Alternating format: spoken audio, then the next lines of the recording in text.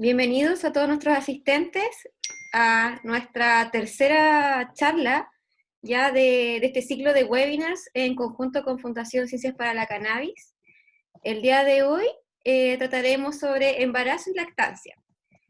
Esta charla va a ser dictada por la doctora Catalina Verdugo, quien es médico cirujano, titulada de la Universidad de Finisterrae, médico general de la zona en Concepción, becada en pediatría, y participa como miembro colaborador en médica en Fundación Ciencias para la Cannabis, con formación en cannabis medicinal junto a Fundación Ciencias para la Cannabis, capacitándose en el Instituto de Medicina Canábica de la Sociedad de Clínicos de Cannabis.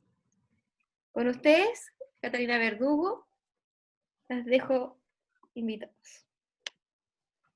Hola a todos, buenas noches. Muchas gracias, Bárbara, por la presentación. Bueno, vamos a comenzar. Como Bárbara ya lo dijo, mi nombre es Catalina Verdugo Droguet. Yo soy médica de Fundación Ciencias para la Cannabis, consejera de lactancia, recién desde marzo de este año en adelante, y becada de pediatría también de este año, ya que soy recién de primer año. Y hoy día vamos a hablar de cannabis, embarazo y lactancia, y vamos a incorporar también algunas otras cosas en la presentación. Bueno, esta es la hoja de ruta de la presentación. Vamos a partir introduciéndonos hacia la incorporación de la cannabis en el área de la pediatría, porque básicamente vamos a hablar de factores que determinan de alguna manera o intervienen, participan en la gestación, en el periodo del recién nacido y en el periodo de lactante, y también vamos a ver la evidencia que hay respecto a algunas proyecciones futuras del impacto que tiene la incorporación de cannabis a largo plazo. Dividí esta presentación por secciones, entonces en la primera parte vamos a hablar de generalidades de la cannabis, historia, botánica, los componentes y todo, para más o menos contextualizarnos y poder hablar con claridad respecto a los otros temas. Y en la segunda parte vamos a hablar básicamente de la importancia de qué es la leche materna, cuál es su importancia, los principales beneficios, algunas cosas generales del apego y de la epidemiología de la lactancia en Chile. En la tercera parte vamos a hablar ya de lleno de lo que corresponde a la evidencia científica actual, bueno, actual y no tan actual porque es poca la evidencia. Entonces, ¿qué correlaciona el uso de la cannabis en situaciones de gestación, lactancia y el compromiso futuro? Incorporé también en esta presentación, que me parece relevante, una cuarta parte que habla de la perspectiva de la reducción de daños cuando uno se enfrenta a mujeres gestantes o a mujeres que están en periodo de lactancia y que son usuarias de sustancias. Entonces, que es importante que haya algunas cosas que han cambiado y el enfrentamiento de estos pacientes o de estas personas tiene que ser distinto a como nosotros lo conocemos. Y una quinta parte que en el fondo ya terminamos con las recomendaciones generales de la academia y desde la perspectiva fundacional. Y finalmente vamos a terminar con algunos mensajes para la casa. Bueno, las preguntas las vamos a dejar al final para que mientras vaya desarrollándose la presentación vayan tomando nota, y al final vamos a tener un tiempo para resolver dudas, ¿ya? Si bien esta actividad tiene una duración de 2 horas, de repente igual nos podemos prolongar más y no hay problema. Bueno, a manera de introducción, tenemos aquí que la legalización de la cannabis, ¿ya? Tenemos que hablar formalmente como de la marihuana como la cannabis, medicinal y más recientemente el uso recreativo, inicialmente en Estados Unidos presentó un desafío importante cuando se hizo más masivo, pero esta situación en el fondo ya se está extendiendo a través de todo el mundo. Presenta desafíos específicos, ya bien particulares, únicos en el campo de la pediatría. Y tiene un alcance que va a lo largo de todo el ciclo vital, y para la pediatría es importante reconocer algunas variables de la vida fetal, la adolescencia y la edad adulta joven, que son algunos periodos críticos. Y el pediatra, además de múltiples subespecialidades, va a enfrentar nuevas preguntas y va a tener que tomar decisiones también en la medida que vaya evolucionando esta situación y se vayan aclarando aspectos respecto de los riesgos, la utilidad terapéutica, para poder enfrentar una asesoría adecuada de las personas, respetando la autonomía también del paciente, y identificar oportunamente las oportunidades de investigación que van a surgir a raíz de esto, y también las repercusiones y las ramificaciones éticas de la toma de decisiones clínicas finalmente. El territorio, en respecto a la cannabis, la medicina, la pediatría, es cambiante, inexplorado, va a requerir de una amplia colaboración también de todos los profesionales del área médica y bien técnico, para poder alinear de esta forma las normas de la práctica clínica y fomentar al mismo tiempo la salud y el bienestar de la población durante los tiempos cambiantes en el fondo. El pediatra además va a enfrentar el desafío de mantenerse al tanto del estatus legal en el fondo de la cannabis en su país, en su región, y de los nuevos avances de investigación y las recomendaciones que van a surgir a partir de la academia para la educación de los pacientes y también la defensa de ambientes protegidos y saludables para la infancia, como lo son, por ejemplo, el ambiente libre de exposición a humo, al humo del tabaco principalmente, pero en el fondo hay otras variables que hay que tener en consideración también. Y ahora vamos a hablar de la primera parte, que es respecto a la cannabis, botánica, historia, sistema endocannabinoide, deficiencia clínica de endocannabinoides y algunas particularidades técnicas de utilidades clínicas, en el fondo, que nos aporta el tratamiento con cannabis. Respecto de la historia, la cannabis es reconocida, y en la literatura, en la historia y en la botánica, uno se puede encontrar que se documenta el uso desde incluso el año 2000 a.C., ya a través del uso del cáñamo.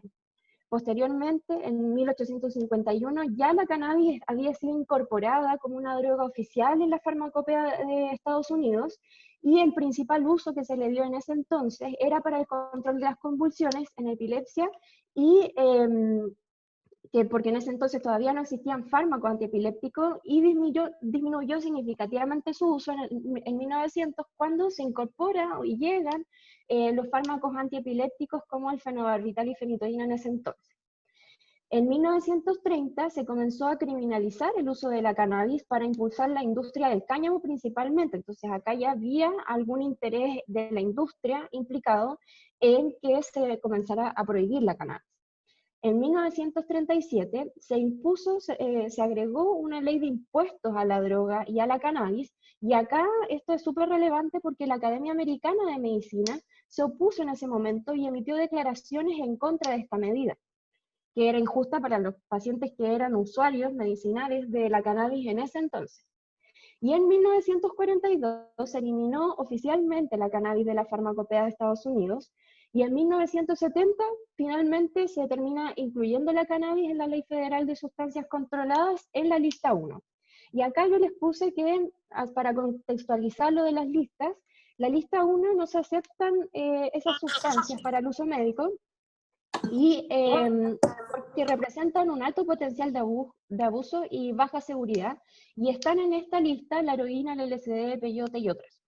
Y en cambio, en la lista 2 se acepta el uso médico a pesar del potencial de abuso y de adicción que pueda presentar la sustancia, y en esta lista están incorporados los opioides y estimulantes, y en el fondo, si uno es crítico, si en ese momento se quería mover y regular la sustancia, quizás habría sido más justo para la cannabis haber quedado en lista 2 que en lista 1, como ha sido hasta ahora, con la consecuente criminalización además.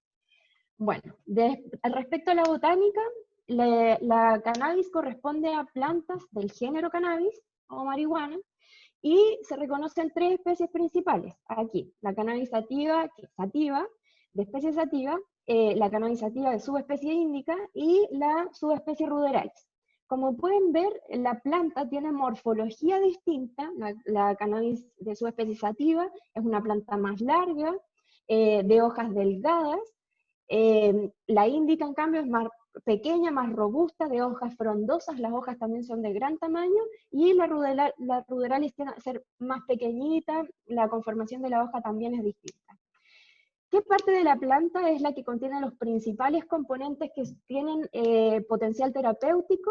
Son las flores, no es la planta completa, no son las hojas, ¿ya? Son las flores principalmente, y las hojas pequeñas que están cercanas a las flores. ¿Y por qué? Porque tienen este elemento en su anatomía que se llama tricoma, que es una glándula que va a producir los cannabinoides y los va a almacenar en la cabecita de la glándula, como se muestra aquí. A ver, aquí tenía punto. Ya, como se muestra aquí. Ya, esta es la cabecita, y aquí es donde se almacenan los cannabinoides de la planta. Y eso entonces es lo que a nosotros nos va a interesar, cómo uso terapéutico. La planta además tiene otros distintos componentes. Se reconocen en ella aproximados, esto es bien variable dependiendo de la literatura que uno cite, pero en general más de 500 componentes identificados, de los cuales aproximadamente 120 son cannabinoides, pero cada vez se van descubriendo más. Y el resto de los componentes no cannabinoides, ¿ya? Los componentes cannabinoides son los más ampliamente conocidos: CBD, THC, CBN, CBG, pero hay muchos otros que están descritos y que tienen también cierto grado de utilidad clínica. Y los componentes no cannabinoides no son menos despreciables, ya están compuestos por terpenos, terpenoides, flavonoides y otros. Y estos, pese a no ser cannabinoides, también tienen potencial influyendo, por ejemplo, en el perfil antiinflamatorio, analgésico y otros, ¿ya? Entonces también a esto se les ha atribuido cierta contribución en el manejo clínico. Esto es importante de diferenciar, siempre esto sale como pregunta en cada seminario que hacemos, y es importante dejarlo en claro. No todos los componentes de la planta, no todos los cannabinoides van a tener un efecto psicoactivo activante en el fondo. Los fitocannabinoides más estudiados son el delta tetrahidrocannabinol, que es el THC, y el cannabidiol, que es el CBD. El THC es el principal responsable, o al que se le atribuye el efecto psicoactivo que nosotros conocemos que produce la cannabis, ¿ya? El efecto de estar volado, o que se conoce también como un efecto psicoactivo activante.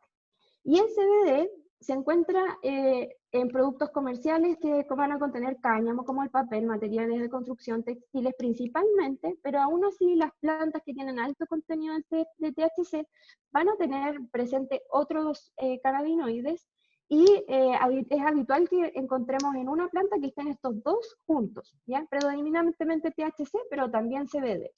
CBD, en cambio, a diferencia del THC, no tiene un efecto psicoactivo activante. Por lo tanto, es importante recordar como concepto que el efecto psicoactivo se atribuye principalmente al THC. Las diferentes cepas o las diferentes variedades de cannabis van a tener contenidos variables también de THC y CBD que van a alterar finalmente los efectos clínicos de la persona. Y también esto va a depender del perfil de terpenos y flavonoides que tenga la planta, porque también eso va a influenciar el efecto terapéutico final. ¿Por qué es que funciona la planta como efecto terapéutico o como contribución en la clínica de algunas situaciones particulares? Es porque el cuerpo humano tiene un sistema innato, ¿ya? O natural, si se quiere llamar así, de receptores cannabinoides, ligandos para estos receptores, y moléculas de señalización también, y se conoce esto como sistema endocannabinoide.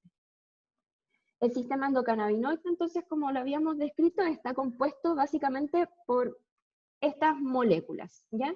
Es el equilibrio entre los endocannabinoides que produce nuestro organismo, que estos son los dos principales reconocidos, anandamida y 2-AG, pero también hay otros que están en estudio, y hay otras moléculas que también tienen afinidad por este sistema y participan, no son exclusivos, estos dos son los más frecuentes. Y los receptores de endocannabinoides, que también estos son dos de los más conocidos, CB1, CB2, pero también hay otros receptores que influyen o interactúan con este sistema. Y también un rol importante tienen las enzimas, tanto sintetizadoras como degradadoras. Entonces, las enzimas productoras de endocannabinoides y las enzimas destructoras de endocannabinoides. Todo este sistema, para que funcione bien, se tiene que mantener en equilibrio. Equilibrio en los niveles plasmáticos de los endocannabinoides, equilibrio entre las hormonas sintetizadoras y degradadoras, y una adecuada sensibilidad o densidad de receptores que en el fondo hacen que este sistema funcione.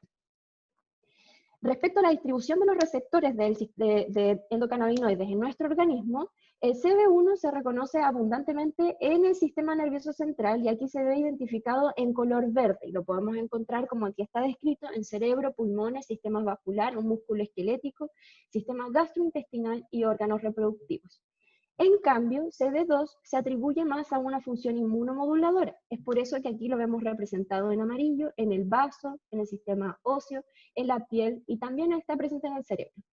Y también en común comparten otras distribuciones. El sistema inmune también está presente CB1, pero en menor densidad que CB2. También está presente en hígado, en médula ósea y en páncreas, la combinación de ambos.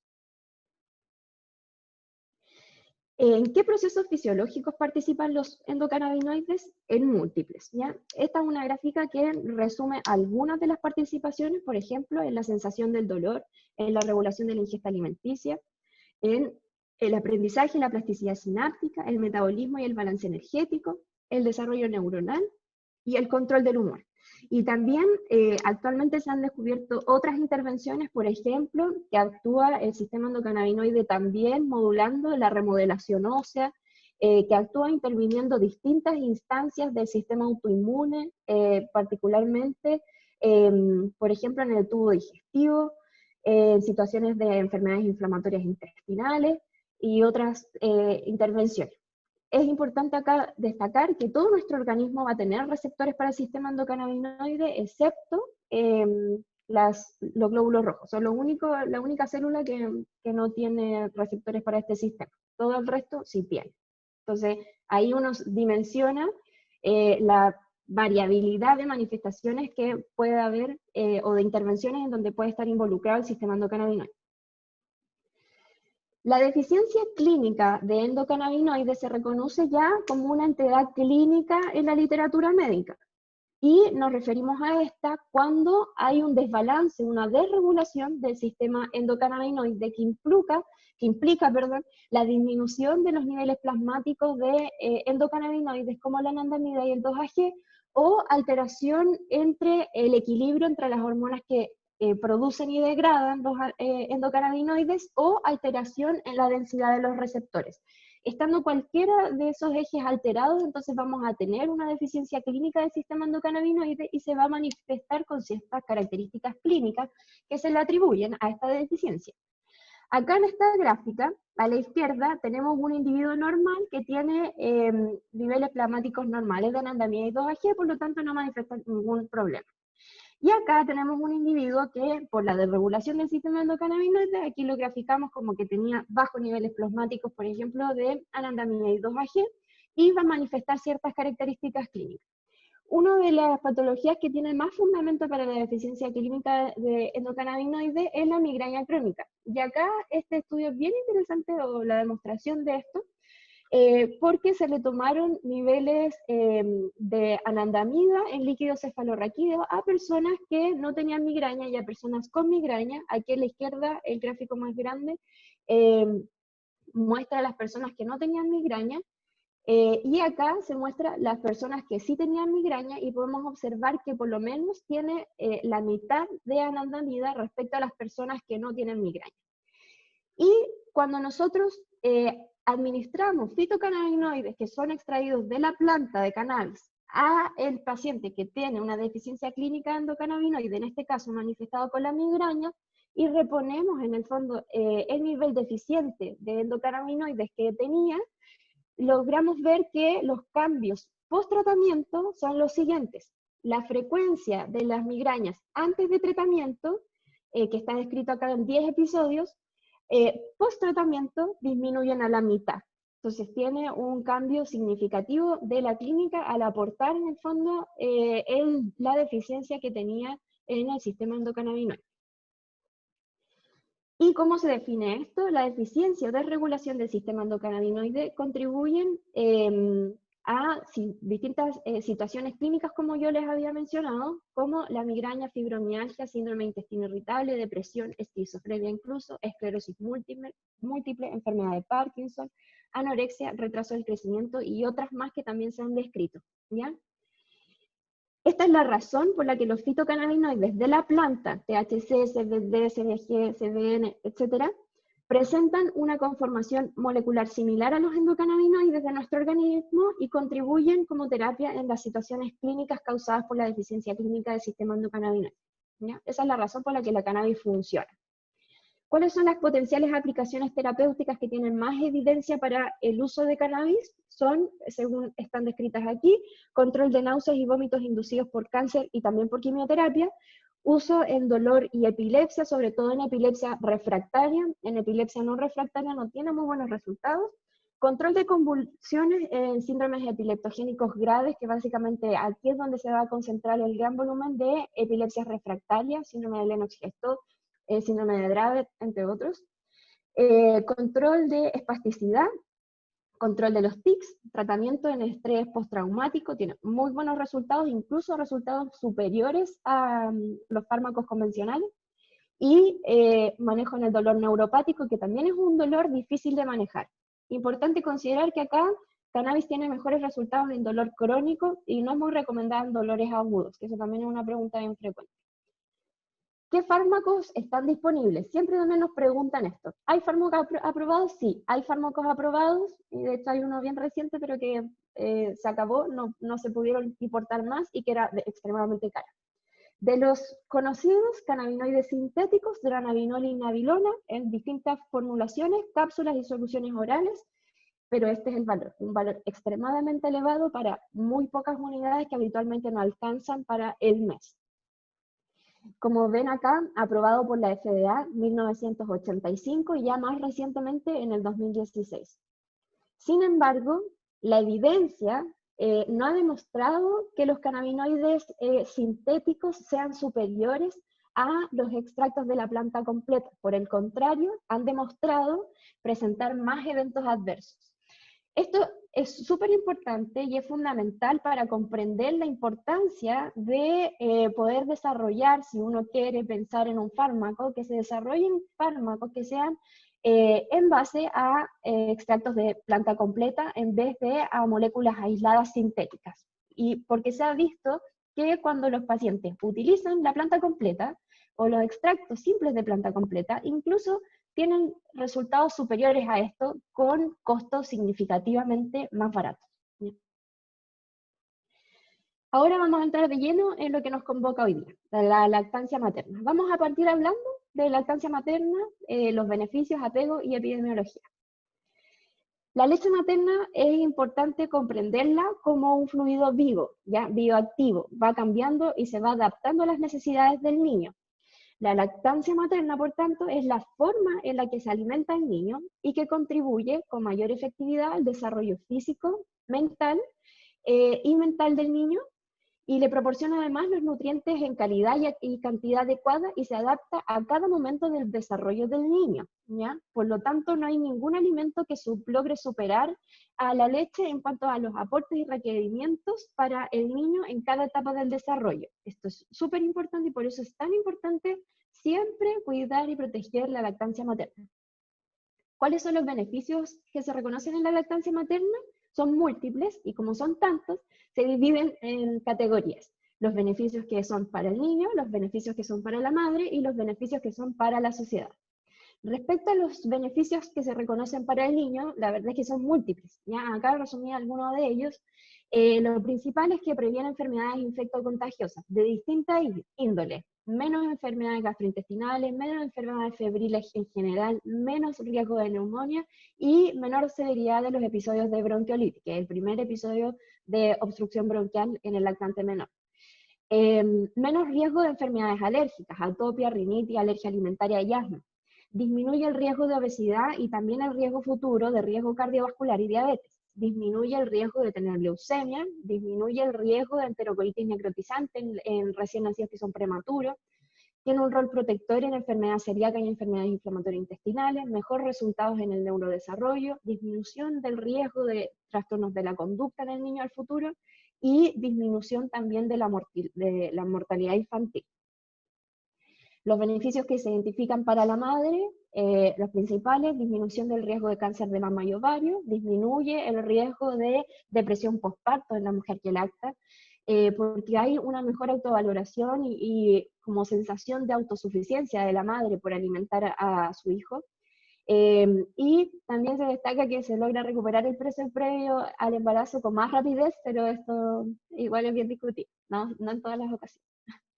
Y para la sociedad, disminuyen los costos asociados a salud, la lactancia materna es gratis, por lo tanto significa un ahorro importante para la familia, es sustentable y amigable también con el medio ambiente, y esto es muy importante, que disminuye el riesgo de maltrato infantil por el apego. ¿Cuáles son los riesgos de no amamantar?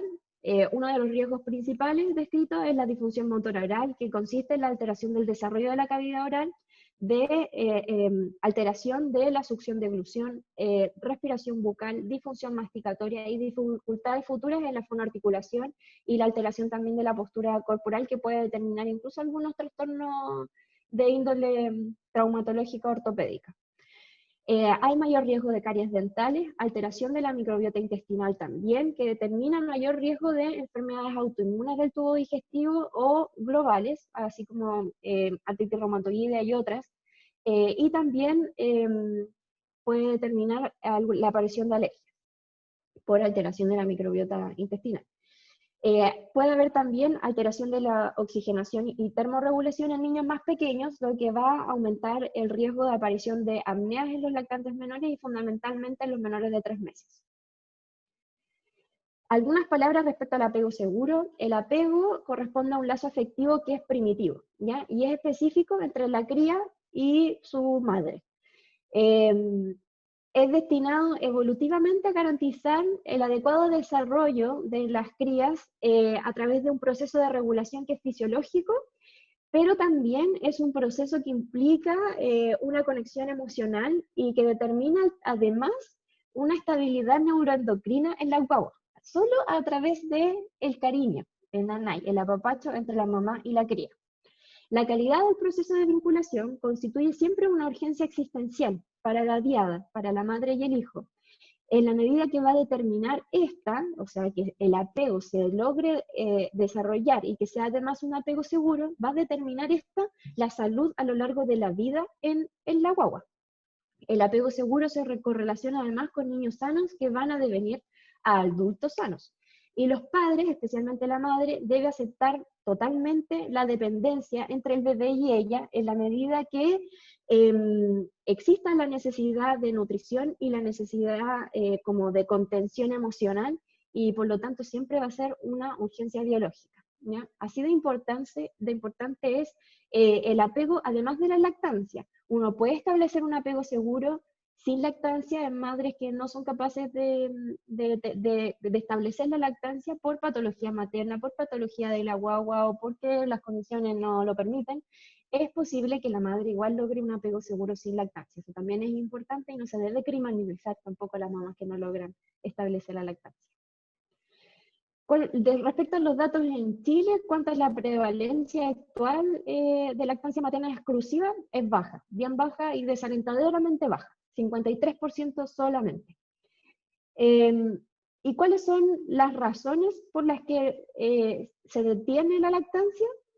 Esto es lo más triste, porque es falta de educación y es por validación de los mitos sociales. Entonces acá tenemos, por ejemplo, la primera causa, casi el 30% de las madres que dejan de lactar lo hacen porque el niño queda con hambre. Y esto habitualmente es atribuible a los brotes de crecimiento o mal llamadas crisis de lactancia, en donde la verdad es que son episodios bien frustrantes para la mamá cuando lo sobreviene sin tener ninguna educación y ningún conocimiento al respecto. Y se confunden y entonces suspenden la lactancia y le dan relleno porque creen que la guagua queda con hambre y no son capaces de responder a la necesidad nutricional de la guagua. La segunda causa son problemas de la mama o pezón. Y esto también es triste, porque en el fondo esta mamá debería consultar y debería ser apoyada esta mamá para poder resolver el problema y restablecer la lactancia, y en el fondo en esas condiciones, una vez restablecido la lactancia, superando el problema habitualmente es de acople, o cualquier otro problema asociado a la lactancia, debería continuar con la lactancia. Entonces esto quiere decir que las madres no han sido asesoradas y no han sido acompañadas como debiera ser en este proceso. Otras causas son que la mamá inició actividades laborales estudiantiles. Aquí ya hay bastante menos que hacer en estas situaciones porque la verdad es que es bien difícil poder sobrellevar la lactancia cuando los horarios de trabajo son prolongados y todo, más aún cuando la ley de protección de la lactancia todavía es insuficiente y solo protege 1 hora a la mamá, en donde esa hora particularmente se ocupa en alimentarse, en poder ir al baño, y después el tiempo de extracción es bien limitado. Por lo tanto, faltan políticas públicas también que logren que esta situación mejore. Y otras variables que influyen es que, por ejemplo, la madre consideró que no producía suficiente leche. Esto también es falta de información. Consejo de familiares y amigos, apoyo y respaldo de los mitos. Mal incremento o bajo peso del niño. Aquí ya se justifica el uso de rellenos, pero sí con un adecuado acompañamiento y asesoría la mamá pudiera restablecer los volúmenes que necesita de lactancia. La frecuencia de la hipogaláctea es bien baja en la población. Y el niño no quiso seguir mamando, por ejemplo, es otra de las justificaciones, y ya en menos frecuencia, enfermedad del niño o enfermedad de la madre, y aquí tenemos que las patologías que justifican la suspensión de la lactancia son mucho menos en consideraciones de otras en las que uno puede adaptar la lactancia incluso. Y otros motivos también ocupa baja frecuencia. Ahora a lo que nos convoca. La evidencia científica que relacione cannabis, embarazo, lactancia y la proyección futura de los niños que son sometidos a cannabis durante la gestación y la lactancia. La literatura científica se ha ido adaptando a los tiempos y, como podemos ver acá, estos son los resultados obtenidos a partir de la búsqueda en PubMed, que es una base científica, básicamente una biblioteca médica en el fondo donde se van publicando los artículos. Si uno hace la búsqueda por cannabis, uno puede ver que hay reportes de 1840, prácticamente fue el único reporte que existió, hasta casi 1900, y ya recién a partir del 2000 la literatura aumenta significativamente hasta ahora, y hay cerca de 8.000 resultados relacionados con cannabis.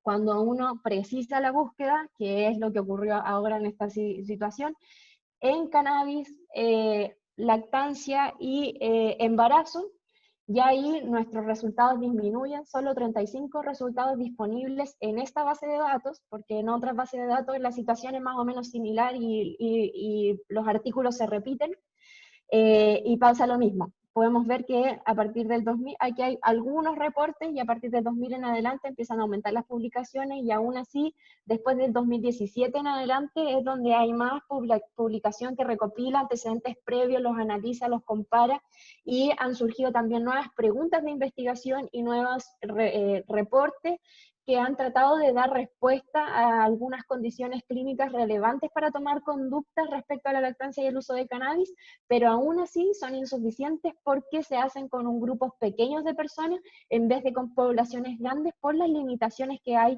en aspectos éticos básicamente, y por la limitación de la ilegalidad de la sustancia.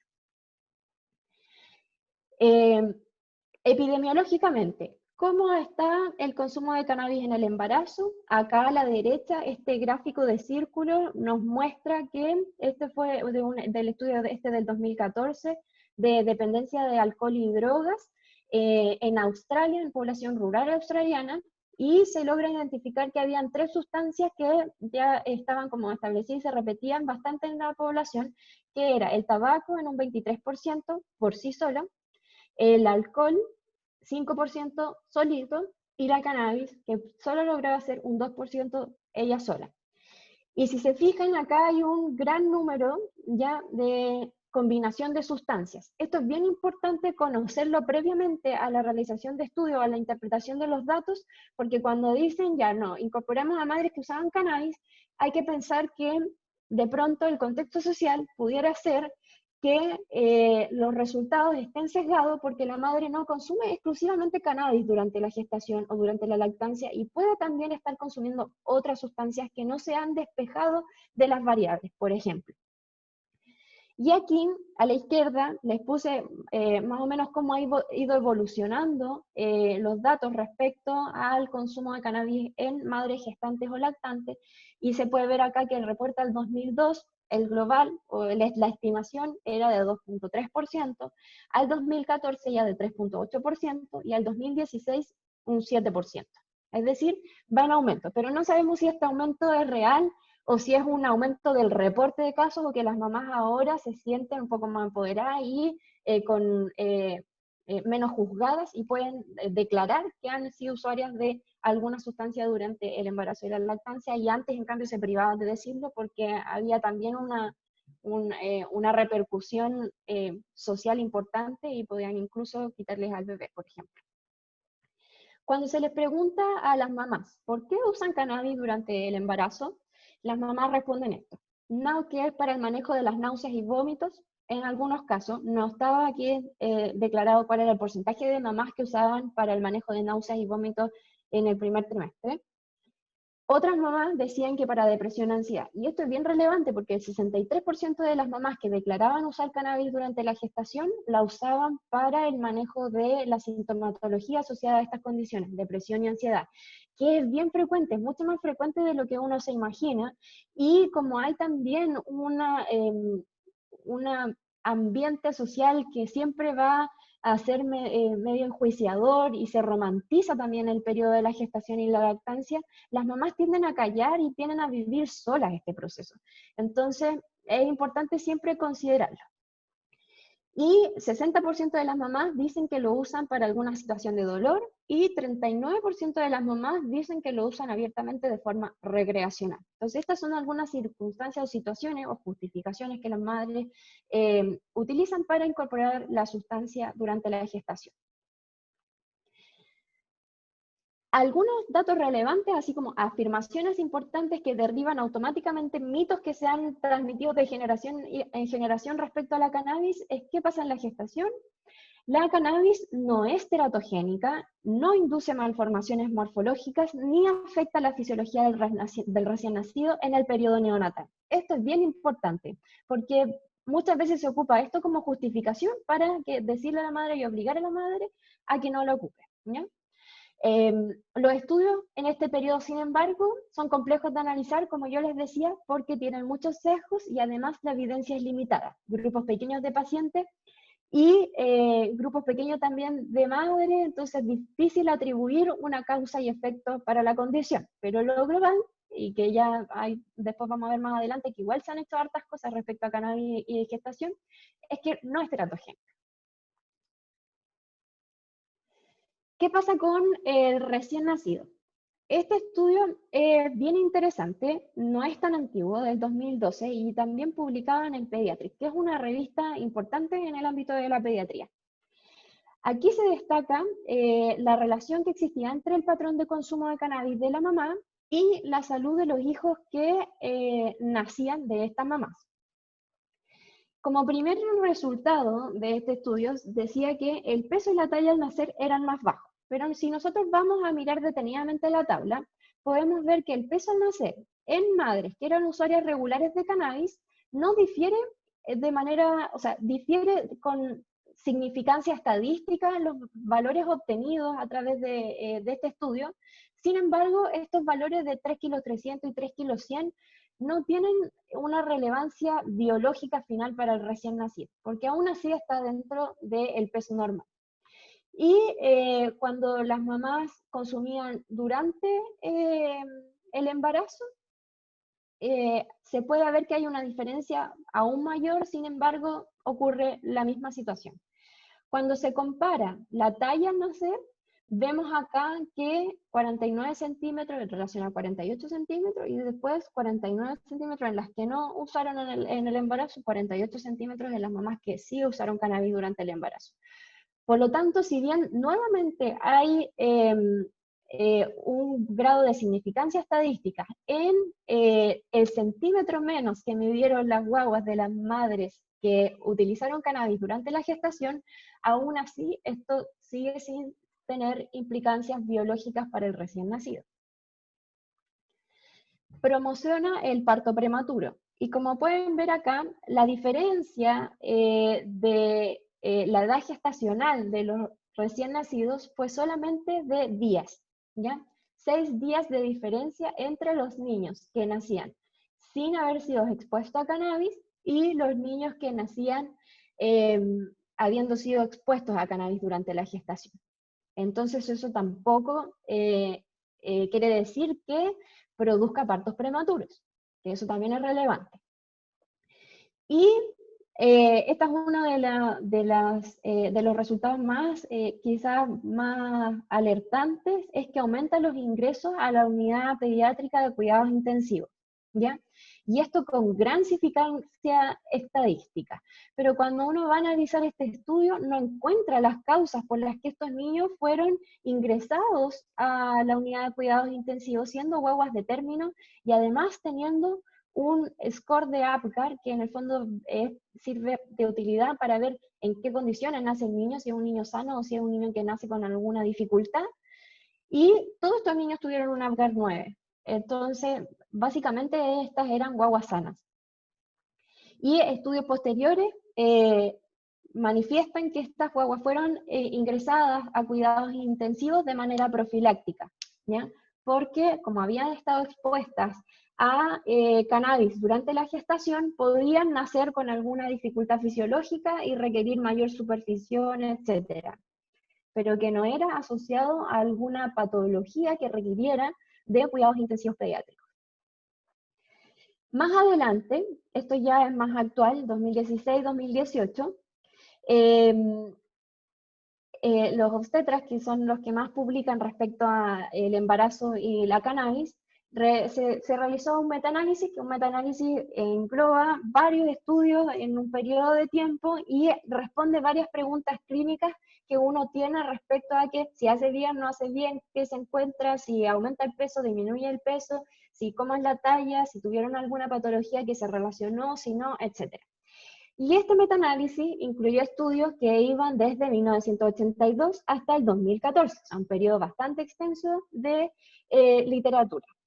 Y se logró determinar que había más riesgo en general de anemia en la madre, pero no era una anemia que significara que una mayor supervisión o una mayor necesidad de terapia en esta mamá, sino que tenían más tendencia a ser anemias. El recién nacido tenía más tendencia a tener menos peso al nacer, pero aún así no, sin implicancias biológicas, como lo mencionamos antes. Los partos tendían a ser más anticipados, lo describía ahí de pretérmino, pero en el fondo cuando uno va a mirar los trabajos, ninguno en el fondo cae en la clasificación de un parto prematuro o de un parto de pretérmino. Y aumentan los ingresos a unidad de cuidados intensivos pediátricos, que después en el fondo se dilucida que pareciera que no es por la patología, sino de manera preventiva. Y no hay diferencias entre los niños expuestos a cannabis durante la gestación y los niños no expuestos a cannabis durante la gestación respecto a la edad gestacional. La edad gestacional no cambia, que este resultado difiere de la tendencia de partos de pretérmino, que no hay diferencias en la talla al nacer, que no hay diferencia en la circunferencia de cráneo al nacer y que tampoco hay diferencia en el score de APGAR aplicado a los niños que nacen. Entonces, que en general son niños sanos. Y como lo hemos dicho ya antes, todos los resultados no lograron representar conclusiones significativas, por lo que es necesario generar investigación en esta área que logre responder de manera sólida y consistente estas interrogantes. Cuando nos preguntamos, yo creo que muchos de ustedes se han preguntado, entonces, ¿qué pasa en el futuro de estos niños cuando la mamá es usuaria regular de cannabis? ¿Ya? ¿Hay algún deterioro neurológico? ¿Hay algún deterioro en el desarrollo psicomotor de este niño? ¿Hay alguna alteración? Y este estudio es bien bonito, es antiguo, sí, del 1994, también del Pediatrics, y es un estudio que se hizo en mujeres jamaicanas que eran usuarias de cannabis de forma habitual. Y lo único negativo que logró destacar aquí con algún grado de significancia estadística es que hubo algún aumento en la irritabilidad. Y esto se atribuyó en el estudio a que quizás había algún componente en la fotosensibilidad de estos lactantes que hacía que estuvieran un poco más irritables inicialmente. Sin embargo, los otros resultados demuestran solo mejor adaptación al estrés biológico y ambiental. Y acá podemos ver que, por ejemplo, en la orientación, los niños que eran hijos de madres que habían sido usuarias regulares de cannabis, tenían mejores resultados que los niños que no habían sido expuestos a cannabis. en la estabilidad autonómica y en la regulación fisiológica, que esto es importante en los lactantes menores, tenían mejores resultados los niños que habían sido expuestos a cannabis que los niños que no habían sido expuestos a cannabis. Y en el estado de alerta y la capacidad regulatoria del niño también habían mejores resultados fisiológicos que los niños que no habían sido expuestos a cannabis. Y finalmente, no menos despreciable, había también en los niños expuestos a cannabis un mejor comportamiento social respecto a los niños que no habían sido expuestos a cannabis durante la gestación. Entonces esto también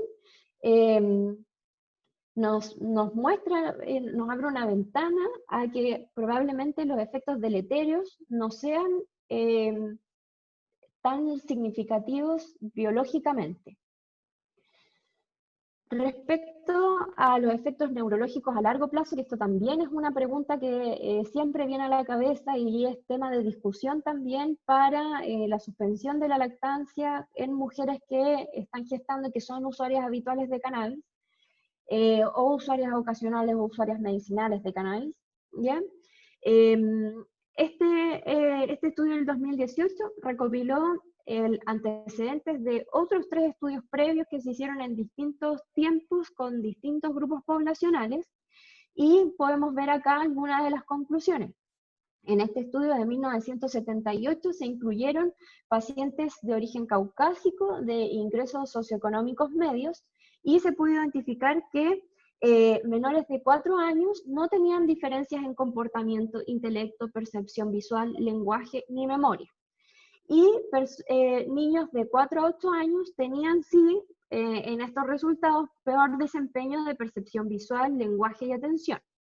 Y los niños, en cambio, que habían tenido seguimiento a los 9 y 12 años, no mostraron diferencias en el coeficiente intelectual global, ni tampoco en el rendimiento de tareas visuales ni control de impulsos, como había sido alterado previamente entre los 4 y 8 años. Por lo tanto, después aquí se concluye que pudiera ser que haya algunas diferencias sutiles que finalmente se normalizan en la etapa de desarrollo, y fundamentalmente hacia la adolescencia ya no hay diferencia. En 1982 se realizó otro estudio longitudinal para evaluar el componente, en el fondo, neurológico a largo plazo de la exposición a cannabis en estos niños que habían sido gestados y expuestos a cannabis. Y se incluyó en este trabajo pacientes afroamericanos y de bajos ingresos económicos. Y se obtuvo lo siguiente, que a los 3 años no habían diferencias en las pruebas de inteligencia, a los 6 años se identificó disminución del razonamiento verbal en los niños, y a los 10 años más hiperactividad, y a los 14 años tenían un puntaje más bajo en cuanto a lectoescritura, matemáticas y ortografía. Sin embargo, estos resultados son importantes porque si uno considera además la población en la cual se hizo el seguimiento, era población de bajos ingresos y afroamericanos de 1982. Por lo tanto, acá también pueden haber otras variables implicadas en este resultado, más que la exposición a cannabis. Y en el año 2001, otro estudio longitudinal que evaluó a niños que habían sido expuestos gestacionalmente a cannabis. Este estudio sí fue multicéntrico, que se hizo en varios lugares, poblaciones distintas, con nivel socioeconómico ya un poco más alto. A los 3 años no habían diferencias en el comportamiento. Por lo tanto, acá uno puede aclarar que si bien pudieran haber algunas diferencias en el desempeño neurológico, por ejemplo, como está acá destacado, visual, lenguaje, de atención, puede ser transitorio y habitualmente se normaliza. Y acá en personas que tienen un nivel socioeconómico más alto, que después vamos a ver las implicancias que tiene el nivel socioeconómico en distintas patologías, sobre todo cuando se analiza el uso de drogas y sustancias, acá se despeja esa variable un poco y los resultados son mejores. Y acá, en el fondo, en donde es una población que igual tiene más riesgos, bajos ingresos socioeconómicos, afroamericanos, en una situación también histórica compleja, se obtienen peores resultados. Por lo tanto, hay que también tener esas consideraciones a la hora de analizar los resultados obtenidos en los estudios clínicos o en la literatura médica en general. Acá, más recientemente, 2019, se comparan 2 estudios. Y estos son los resultados más importantes de TEMES, que en el fondo acá se valoran 129 lactantes, que incluía 38 lactantes que eran de madres consumidoras habituales de cannabis, 44 consumidoras ligeras a moderadas y 47 no usuarias de cannabis. Y se encontró que el 48% de los lactantes habían sido amamantados y de ellos el 21% informó haber consumido cannabis durante la lactancia. Y en los lactantes que habían sido expuestos a cannabis, no hubo diferencias significativas en el desarrollo mental o motor del lactante sobre base a la exposición postnatal de cannabis durante la lactancia. Y no hubo diferencias tampoco en la edad en la que se destetó a los bebés, por lo tanto se atribuye esto a que no hubo una implicancia de la cannabis en la duración de la lactancia y por lo tanto que no se relaciona la detención de la lactancia, la suspensión de la lactancia con el uso de la sustancia, o sea, no baja la producción láctea con el uso de cannabis. Eso también es un resultado importante. Y este otro estudio, se incluyeron parejas con hijos menores de 1 año y se realizaron algunas puntuaciones del desarrollo psicomotor y obtuvieron que las puntuaciones medias del desarrollo motor fueron inicialmente más bajas para los bebés expuestos a cannabis durante más de la mitad del primer trimestre de embarazo o durante el primer mes de lactancia.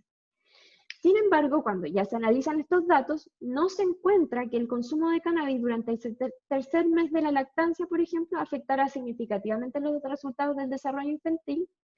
Y cuando se le hace el seguimiento a estos niños hasta el año de edad, el consumo materno de cannabis durante el embarazo y la lactancia no se asoció con el desarrollo mental infantil del niño alterado al año de edad. Por lo tanto, nuevamente nos encontramos con que si hubo algún retroceso o algún conflicto en el desarrollo psicomotor de este lactante, este fue transitorio y se resolvió al año de vida. Y esto es bien importante, es un estudio bien fresquito, de hecho lo revisamos hoy día con el equipo de la fundación.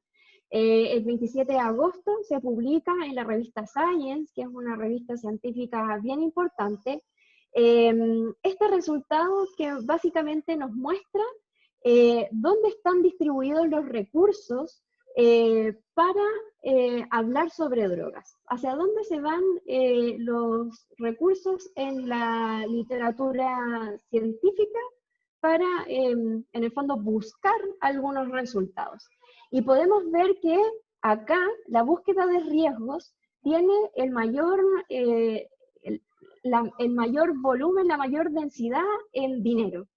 Y podemos ver que acá, por ejemplo, está el uso de cannabis terapéutico y es significativamente inferior a los recursos que se van destinados a identificar riesgos.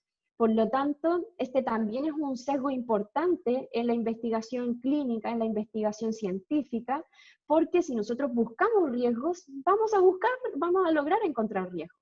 Pero si nosotros nos enfocamos en la búsqueda de diferentes causales, ampliando la mirada, buscando factores terapéuticos, riesgos, beneficios, comparándolo con otras circunstancias clínicas en las que podemos enfrentarnos, el aporte de esa información puede ser significativamente superior al que en el fondo, al que me va a aportar solo la búsqueda de riesgos, porque además la búsqueda de riesgos va a maximizar la evidencia de riesgo respecto, que además no es significativa biológicamente, por lo tanto nos deja aún más abiertas, más preguntas que todavía no se han podido responder, destinando más los recursos en investigación además.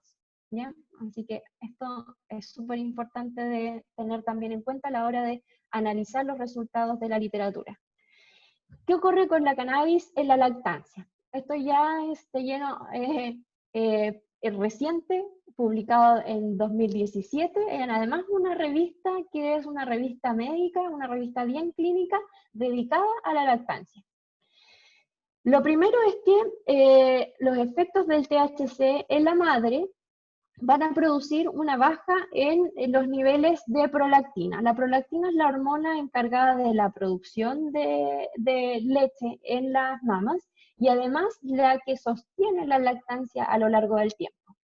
Sin embargo, esta disminución, pese a que es al 50% de los niveles de prolactina, no alcanza a disminuir los niveles de prolactina por debajo del nivel inferior para que haga efecto. Por lo tanto, a largo plazo, no se altera la producción láctea, ni en el momento, o sea, no disminuye la producción de leche por el uso de cannabis, ni tampoco disminuye la duración de la lactancia. Respecto a los cannabinoides en la leche materna, que esto también es una pregunta que uno se hace cuando está introduciéndose al tema, ¿cuántos de los cannabinoides que logran llegar a la sangre de la madre se transfieren a través de la leche materna y cuánto de esa transferencia después llega a la guagua? Esa última pregunta todavía no está aclarada y todavía no hay evidencia que lo soporte. Pero sí ya se sabe, por ejemplo, que hay transferencia desde los cannabinoides de la madre hacia la leche. ¿Cómo es esta transferencia? El THC se detecta en la leche materna de forma variable entre las mujeres, y más adelante les voy a mostrar un gráfico para que magnifiquen la variabilidad que hay entre mujeres, incluso siendo usuarias de distintas cantidades de cannabis, hay una variabilidad enorme. Y en cambio, CBD es prácticamente indetectable en la leche materna. Esto para nosotros es un poco contradictorio porque CBD tiene más afinidad con el tejido graso que el THC, pero aún así CBD es prácticamente indetectable en la leche materna y THC se encuentra presente sí en la leche materna. Respecto a la transferencia de THC hacia la leche materna, se transfiere THC a través de la leche materna, sin embargo, no se ha logrado cuantificar cuál es la dosis exacta que es transferida, porque es muy variable entre madres que son usuarias de cannabis. ¿Y cuáles son los efectos del THC en el bebé? Se concluye en este estudio que el desarrollo psicomotor y el neuroconductual de este lactante no se ve afectado al año de vida por el uso de cannabis en la madre, ¿ya? Así que estos resultados son bien importantes y súper actuales, 2017, que nos abren luces para tener en el fondo consideraciones de recomendaciones en la práctica clínica y en la asesoría de estas mamás. Y este estudio bien importante, 2018, que viene posterior al anterior, porque en el anterior se planteó la pregunta, ¿cómo es la transferencia de cannabis inhalada hacia la leche materna? Se incorporaron aquí solo 8 mujeres de Denver, Colorado, que fluctuaban entre los 18 y 45 años y que todas tenían en común esto. Estaban dando lactancia materna exclusiva en los primeros 6 meses postparto. Los gestantes eran de término, los lactantes habían sido de término, fumaban cannabis estas madres desde antes del estudio y tuvieron un seguimiento también por 9 meses. Se les indicó suspender el consumo 24 horas antes del estudio porque esta es la recomendación que existía antes de la aparición de este estudio, ¿ya? Que se debía suspender la cannabis 24 horas para eliminarla y entonces después poder obtener resultados adecuados. Entonces, como se ocuparon la evidencia que existía hasta antes de esto, se suspendió 24 horas antes la incorporación de cannabis para el análisis de este estudio. Y a todas las madres se les aportó 0,1 gramos de cannabis con THC al 23.18%, ¿ya? Era una cannabis que había sido ya previamente analizada, estandarizada para poder obtener resultados que fueran útiles en cuanto a tomar decisiones. Y acá en esta gráfica se ven los resultados y en el fondo cada símbolo con cada color representa una madre distinta. Y podemos ver que pese a que las madres fueron sometidas a la misma dosis, podemos ver que habían madres que eran muy sensibles y que tenían una alta transferencia de THC hacia la leche materna, y habían otras madres que eran muy poco sensibles y había muy baja transferencia de THC hacia la leche materna.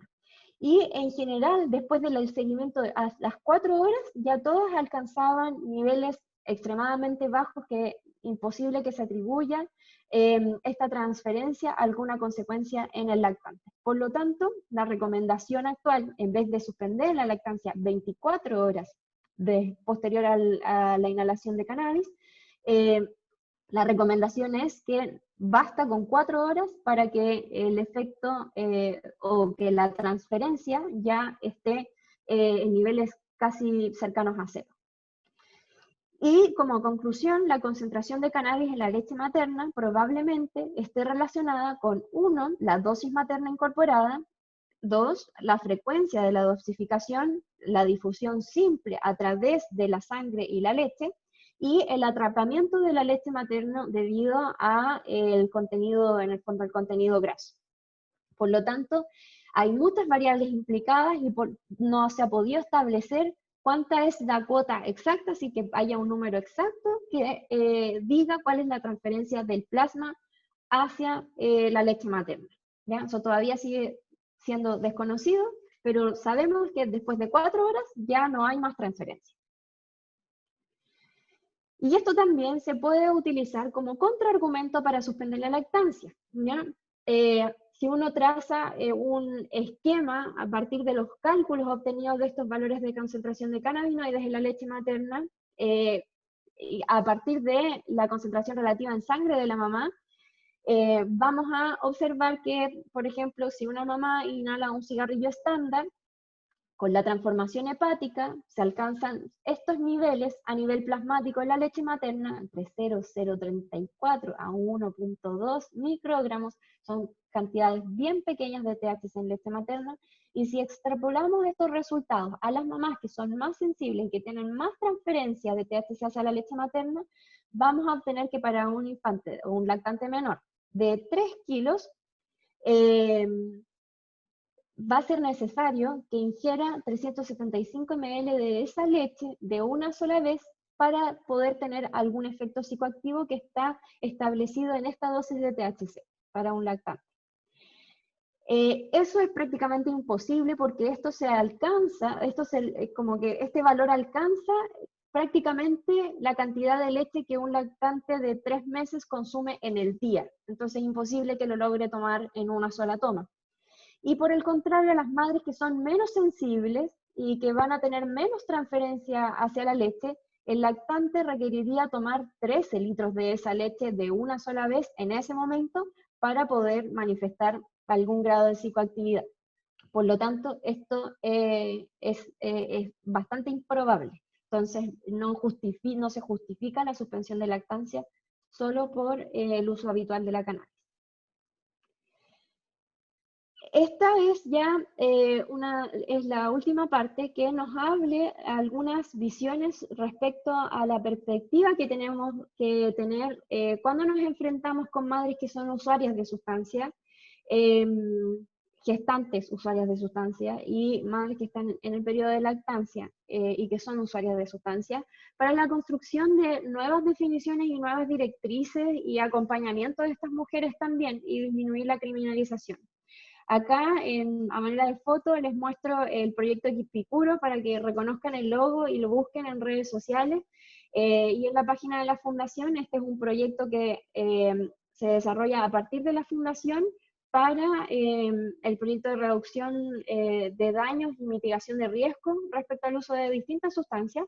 Y también para que lo conozcan, la campaña Apoye No Castigue, que también va, básicamente, es una mirada para disminuir la criminalización de los usuarios de sustancias.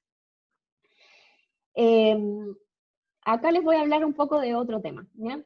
En Estados Unidos, en el periodo de 1985 a 1999, hubo un pic de consumo de crack, que básicamente es pasta base, pasta en base de cocaína, ¿ya? Las mujeres que eran dependientes de esta sustancia y que consumieron crack durante la gestación y los niños estuvieron expuestos, fueron tantos que se identificó en el fondo este síndrome que se denominó exposición gestacional a pasta base de cocaína. Y los niños manifestaban ciertas características clínicas, por supuesto. Y en ese momento de la historia estaban estos niños destinados a la marginalidad prácticamente. Y también en la prensa, como pueden ver acá, las gráficas eran bien feas. O sea, estos niños estaban como rezagados y marginados socialmente solo por haber sido niños consumidores de crack desde la gestación. Cuando se analizó resultados de los cerebros de los niños nacidos entre 1 a 9 días con exposición a pasta base durante la gestación, acá podemos ver que, por ejemplo, los resultados normales del estudio cerebral en estos niños eran el 65% de ellos, y solamente prácticamente el 35% de ellos presentaban alguna anormalidad. Por lo tanto, acá, que injusto clasificar a todos los niños expuestos a crack durante la gestación como niños que iban a tener un mal pronóstico futuro, siendo que la mayoría tenían resultados normales en el estudio imagenológico cerebral. Y esta autora, Alan Hurt, del 2009, realizó este estudio para determinar el coeficiente intelectual medido en niños a los 4, 6 y 8 años que habían sido expuestos gestacionalmente al crack. Y obtuvo acá un resultado bastante interesante respecto a la medición del coeficiente intelectual, demostrando que los niños que habían sido expuestos a crack durante la gestación no habían tenido diferencias significativas, prácticamente ninguna diferencia con los niños no expuestos en la gestación al crack. Por lo tanto, el coeficiente intelectual de niños con exposición gestacional a crack no varía respecto al de los niños que no han sufrido la exposición gestacional a crack. Y acá se evalúan distintas áreas en ejes de funciones ejecutivas y funciones no ejecutivas. La misma autora en el mismo trabajo, donde, por ejemplo, tampoco hay diferencias respecto al sistema cognitivo, no hay diferencias en la alteración de memoria, no hay diferencias en el procesamiento de la información acá, no hay diferencias en el lenguaje, no hay diferencias significativas tampoco en reconocer sistemas de memoria verbales, faciales, ni otros. Tampoco hay diferencias en cognición espacial ni visual. Entonces estos niños, esto es bien importante porque pese a que uno anticipadamente puede hacer un juicio valórico, un juicio social, un juicio que en el fondo va a determinar el impacto futuro también de estos niños, porque uno va a hacer intervenciones respecto a ese juicio de valor. Y finalmente el juicio que nosotros aplicamos sobre esto que estamos analizando y que desconocemos, va a ser lo que determine también la impronta de esos niños. Este estudio lo deja bastante claro. Y concluye que no se logran observar efectos neurocognitivos deleterios a largo plazo como resultado de la exposición gestacional a pasta base de cocaína en niños durante la gestación. ¿Ya? En cambio, ¿qué factores van a impactar al desarrollo cognitivo del niño? Acá tenemos, por ejemplo, que la estimulación temprana en los niños es determinante para el desarrollo del lenguaje, y podemos ver acá en esta gráfica que se muestra la estimulación precoz y los resultados del lenguaje, y prácticamente en la medida que el niño tiene mayor estimulación, va a tener mejores resultados del lenguaje en el futuro, ¿ya? Y acá tenemos la relevancia de la presencia y apoyo de un cuidador amoroso. La importancia del cariño en la niñez temprana también es un factor importante y determinante en el desarrollo de la memoria, por ejemplo. Y podemos ver que acá la correlación también es lineal. En la medida que hay un cuidador amoroso, el niño va a tener un mejor desarrollo de memoria durante su desarrollo. Y acá otro factor importante y no menos relevante que los anteriores ya he descrito es cómo influye el estatus socioeconómico como un factor de riesgo determinante en la mortalidad prematura, ¿ya? Y podemos ver en esta gráfica que se publicó en el Lancet a través de un estudio de millones de personas que realizó la OMS, podemos ver que el estatus socioeconómico es uno de los determinantes importantes de muerte prematura, tanto en población masculina como femenina. Y dentro de los resultados de este estudio se considera incluso que pudiera tener mayor relevancia que la diabetes y otras enfermedades. Este es el estudio y las conclusiones son que las circunstancias socioeconómicas son parte determinante de la expectativa de la vida humana. Y esta problemática debe ser también abordada y supervisada por políticas de salud locales y globales. Por lo tanto, si bien hay algunos factores que son importantes atribuidos a la sustancia, cuando analizamos una persona que es usuaria de una sustancia, no tenemos que solamente evaluar las repercusiones de la sustancia en esa persona, sino también considerar a la persona en su contexto y considerar también la importancia de otros factores incluso más relevantes como son los determinantes sociales de salud en la salud de esa persona. Y acá entonces podemos concluir que en el desarrollo neurocognitivo, si comparamos el uso de sustancias y el estatus socioeconómico o más allá del estatus socioeconómico, el tener disponible a un adulto o a un cuidador amoroso, estar en un ambiente adecuado para el desarrollo como de la infancia, va a tener, si lo ponemos en la balanza, la exposición a crack lo demostró, tiene una implicancia incluso inferior que en cambio que los niños nazcan en condiciones de pobreza económica, social y otras. ¿Cuáles son las recomendaciones globales entonces para la cannabis en el embarazo y lactancia? Esto es importante, la Academia Americana de Pediatría y el Colegio Americano de Ginecólogos y Obstetras no recomiendan amamantar si se consume cannabis. Esa es la primera premisa. Sin embargo, se reconocen algunas otras situaciones. Y el doctor Ethan Russo, que es uno de los autores más destacados en la literatura médica respecto a cannabis, deficiencia clínica endocannabinoide y otras condiciones, destaca en este estudio que la cannabis tiene un perfil de seguridad superior en comparación con muchos otros medicamentos, por ejemplo, y no se ha informado muertes tampoco que sean atribuibles a sobredosis de cannabis, porque no hay receptores CB1 en los centros cardiorrespiratorios del tronco encefálico, por lo tanto el consumo o el abuso o la sobredosis por cannabis no va a producir depresión respiratoria, por lo tanto no va a producir muertes. Y a medida que los medicamentos en base a cannabis vuelvan al uso generalizado, es esencial que los médicos también obtengan una mayor comprensión de la farmacología, la dosificación y la administración de esta para maximizar los potenciales terapéuticos y minimizar al mismo tiempo los problemas relacionados al uso de esta sustancia.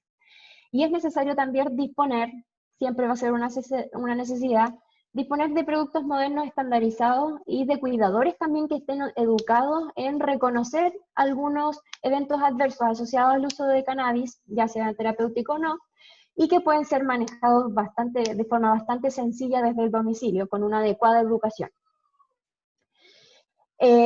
No se debe suspender la lactancia y esto está respaldado porque, dada la escasez de datos sobre la exposición continua a cannabis, o más que a la escasez de datos, a la poca relevancia que se le puede asignar a la causalidad de efecto de la sustancia, a través del aporte de la leche materna, por ejemplo, versus los múltiples beneficios conocidos ya de la lactancia, no se debe retirar el apoyo de la lactancia materna en estos lactantes, ¿ya? Eso es importante. Y esto también es bastante relevante reconocer cuál es la conducta de los consultores de lactancia respecto a la consejería que dan a las madres que son usuarias de cannabis. Se aplicó una encuesta a 74 profesionales que eran consultores de lactancia en Inglaterra y se obtuvo lo siguiente. El 44% dice que la indicación va a depender de la cantidad que consuma la madre. El 41% va a recomendar amamantar a pesar del consumo de cannabis, dado los beneficios conocidos de la lactancia materna, y el 15% recomendaría no amamantar con el consumo de cannabis. Finalmente, la recomendación es que hay que evaluar caso a caso, depende de las circunstancias que rodean también el caso específico, porque si se identifican más riesgos que beneficios, es evidente que no se va a recomendar el uso. ¿Cuál es la postura de la Academia Americana de Pediatría también respecto al uso de cannabis en adolescentes? Esto también es una pregunta que surge espontáneamente cuando hablamos de cannabis en niños. La Academia Americana de Pediatría del 2017 publica una declaración que es bien política, en donde se opone a la legalización de la cannabis. Sin embargo, se piensa que la carga y el sufrimiento que es causado por enjuiciar en el fondo los adolescentes por posesión de cannabis por parte, en el fondo, de ellos, podría mejorarse despenalizando el uso de la sustancia. La posición de la Academia Americana de Pediatría en estas circunstancias es que se debe cambiar de una práctica punitiva a una de apoyo, pero que el cambio de este paradigma en el fondo va a requerir de que se elaboren programas de educación y tratamiento de drogas mucho más efectivos, que aborden este problema desde otra dimensión y que esto tendría incluso un mejor impacto. Y en circunstancias en las que se está procediendo a la legalización estatal de la cannabis, la Academia Americana de Pediatría recomienda que se tenga que tratar de forma similar a otras sustancias restringidas como el alcohol, el tabaco y otras, ¿ya? Entonces también se tiene que regular y sugieren que se debe limitar, por ejemplo, la edad en la que se pueda comprar, que se tienen que controlar los anuncios, que no vayan dirigidos a niños y que se prohíba la distribución como amplia y el uso de cannabis en las escuelas, universidades, centros de cuidado infantil y hacer cumplir las leyes de aire limpio en interiores para evitar la exposición pasiva de humo en niños. ¿Y cuáles son los mensajes finales para llevar a la casa? Es que los hallazgos que se relacionan al uso de cannabis son inconsistentes, ¿ya? Y difíciles de interpretar. Sin embargo, existe la necesidad de elaborar nuevos estudios serios que permitan además discriminar con mayor precisión cuáles son los reales riesgos y beneficios y las consecuencias reales a largo plazo para orientar de mejor manera la atención clínica de mujeres embarazadas, usuarias de cannabis, e incluir una visión desde el rol de las políticas públicas en salud y la reducción de daños. Y la posición mundial respecto al uso de cannabis está cambiando, entonces eso obliga a los profesionales de salud a mantenerse al día en estas problemáticas.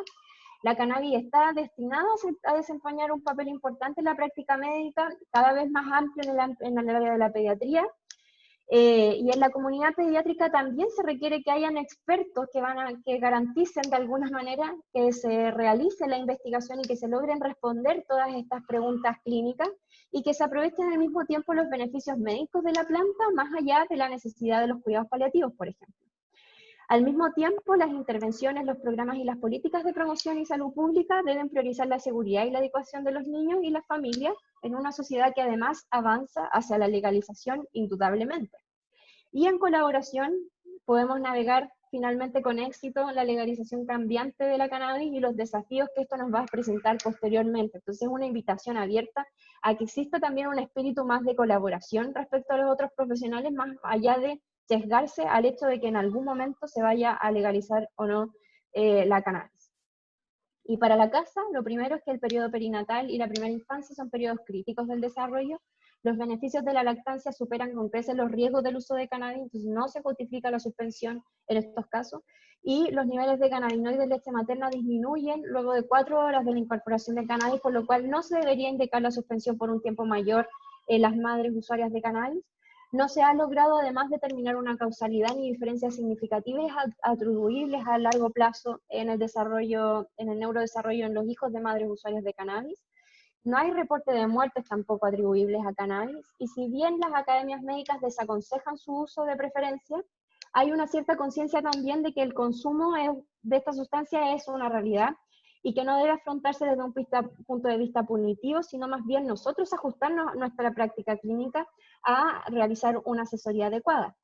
Y los profesionales de salud deben estar al nivel del desarrollo de la evidencia científica y ser críticos también en considerar las diferentes variables biológicas, psicológicas y sociales para la incorporación de la cannabis, la reducción de daños al mismo tiempo y desaconsejar su uso en situaciones reales de riesgo. Eso ha sido todo. Muchas gracias. Ahora dejamos abierto el espacio para las preguntas. Sí, vamos a dejar ahora el espacio de las preguntas. Pueden realizarlas por el medio del chat o les vamos a dar la palabra. El primero en realizar preguntas es Mac. Le vamos a dar la palabra si es que quiere él formular su pregunta de forma hablada. Mac. Te estamos reiniciando el audio. Aquí. No, parece que no está para reiniciar ahí. Bueno, su pregunta es, hola, disculpa. Si bien la cantidad... Ahí la ley. Sí. Ah, ¿la lista? La ley. Sí, si bien la cantidad que tendría que ingerir un lactante para tener efectos psicoactivos altísimos, la presencia de THC en bajas dosis no afecta el desarrollo neuronal. Entiendo que hay estudios que relacionan THC con un retraso del desarrollo en menores de 17 años. Sí, hay un estudio que de hecho no sé si la Jimena está todavía por ahí. De hecho Sí, es un aquí estudio estoy. de una autora chilena, ¿sí? Que concluye esto. Pero cuando uno analiza el estudio, hay varias preguntas respecto a la estructura, a la metodología del estudio, a discriminar, porque en el fondo evalúa adolescentes usuarios de cannabis, pero los adolescentes habitualmente son usuarios de múltiples sustancias, entonces tampoco queda claro de si se despejan otras variables, no están descritos tampoco los criterios de inclusión de esos niños, y ocupa neuroimágenes para la conclusión.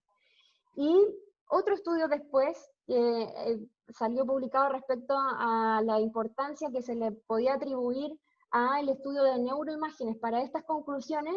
En el fondo evidencia que uno no puede sacar conclusiones a partir solamente de una neuroimagen funcional, porque el cerebro es tan plástico que uno tiene que evaluar otras variables. Entonces, este estudio en particular, y además que lo que más llama la atención es que es el estudio que demuestra algo contrario a lo que se ha demostrado a través de toda la literatura disponible, y además que es fundamentada y respaldada a través de las academias científicas como médicas importantes. La Academia Americana de Pediatría la cita, la academia, el Colegio de Ginecólogos y Obstetras lo cita, los otros estudios, y no justamente porque es bien cuestionable desde el punto de vista metodológico. Entonces, es algo que todavía no se puede ni afirmar ni contrarrestar, porque hace falta que se elabore un estudio similar con una metodología adecuada y que permita discriminar si la causalidad y efecto es atribuible a cannabis o existen otras variables, como fueron las discutidas a lo largo de la presentación, que influyan en este resultado. No sé si me quiere decir algo adicional. Sí, yo podría aportar que... Voy a encender mi video. Yo creo que podría aportar con un estudio que salió el año pasado, que es de larga data, es un estudio longitudinal, donde estudian los cambios estructurales neurológicos que ocurren en usuarios de larga data de cannabis desde la adolescencia. Y la verdad es que la conclusión es que no existen cambios relevantes en los usuarios de cannabis de larga data y de altas dosis. Entonces, a nivel estructural hoy día la evidencia nos dice que no hay cambios. El trabajo de neuroimágenes realizado es un equipo de una psicóloga y no estoy segura si es psiquiatra o pediatra, en estos niños, es de neuroperfusión. Y lo que observan ellos, sin controlar la cantidad ni el tipo de marihuana al que acceden los niños, puesto que ellos simplemente reciben a los niños bajo la influencia, de acuerdo a su relato, de la sustancia, es que existen zonas del cerebro en las que existe cierta hipoperfusión. Sin embargo, existen confundentes biopsicosociales, por así decirlo, que son importantes para poder concluir acerca de esto, sobre todo en cerebros que todavía se están desarrollando.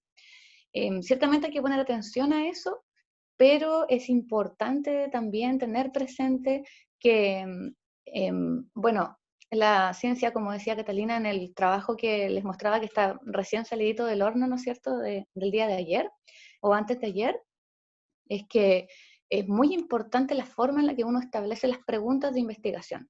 Si yo quiero ir a registrar daños y no a registrar efectos, lo que voy a encontrar, el reflejo de mi pregunta de investigación, van a ser resultados en torno a información acerca de daños.